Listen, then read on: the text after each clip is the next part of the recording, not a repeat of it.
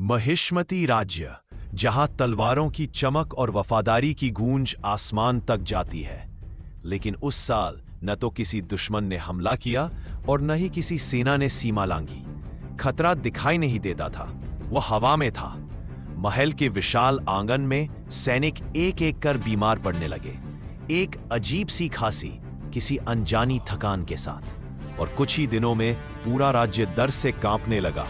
ये कौन सी बीमारी है, किसने छोड़ी? राज्य की परिषद डर में डूबी थी। लेकिन उस समय छत पर ध्यानमग्न बैठे एक व्यक्ति ने अपनी आंखें खोली। बाहुबली। उसकी निगाहों में चिंता कम, दृढ़ता ज्यादा थी।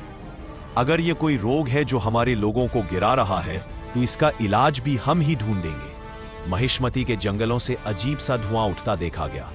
कुछ सैनिक वापस नहीं लौटे। कहते हैं वहां किसी ने जहर फैलाया है, कोई छिपा हुआ दुश्मन, या शायद कोई ऐसी ताकत जो बदले में पूरे राज्य को मिटा देना चाहती है। बाहुबली ने बिना समय गवाए अपना घोड़ा साधा और उस ओर निकल पड़ा। उसके साथ सिर्फ उसका भरोसेमंद साथी कटप्पा। जंगल की हवा भारी थी, झाड़ियों के पीछे से जैसे कोई सांस ले रहा हो।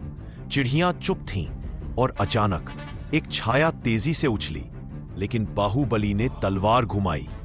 वह कोई सैनिक नहीं था, वह था एक मास्क पहने आदमी जिसकी झोली में कांच की अजीब बोतलें थीं, जिनसे वही काला धुआं निकल रहा था। कटप्पा ने उसे पकड़ा। बोल, कौन भेजा है तुम्हें? कौन भेजा है तुम्हें? वह आदमी हंसा।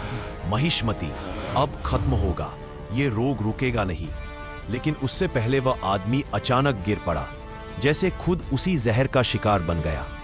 महल लौटकर बाहुबली ने चिकित्सकों, विद्वानों और योद्धाओं को एकत्र किया। राज्य के जिस हिस्से में धुआं फैला था, वहीं से रोग फैल रहा था। राज्य के मानचित्र पर बाहुबली ने उंगली फिराई। इस धुएं को हवा नहीं फैला रही, इस धुएं को हवा नहीं फैला रही, इसे किसी ने योजना बनाकर छोड़ा है। कटप्पा ने कहा, राजकुमार, ये युद्ध तलवारों का नहीं, ये हमारे दिमाग का युद्ध है। बाहुबली ने सिर हिलाया। राज्य में दवाओं का वितरण शुरू हुआ। सैनिकों को प्रशिक्षण दिया गया कि कैसे संक्रमित इलाकों को सील करना है। राज्य की सड़कों पर न मास्क पहनने वाले बच्चों की हंसी थी, न मंदिरों की घंटियां। हर कोई घरों में बंद था। लेकिन बहादुरी सिर्फ तलवार में नहीं होती, कभी कभी वह घर में रहकर भी दिखाई देती है।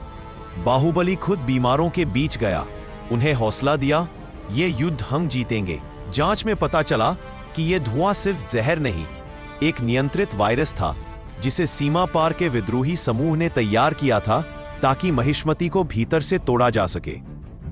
लेकिन बाहुबली ने उन ठिकानों पर धावा बोला, खतरनाक घाटियों, अंधेरी खदानों और जंगलों के रास्तों से गुजरते हुए एक एक कर सभी छिपे कारखाने नष्ट कर दिए गए। कुछ महीनों बाद राज्य फिर से जीवित था। बच्चों की हंसी लौट आई, बाजार खुले और सूरज की रोशनी महल के गुंबदों पर पहले से ज्यादा चमक रही थी।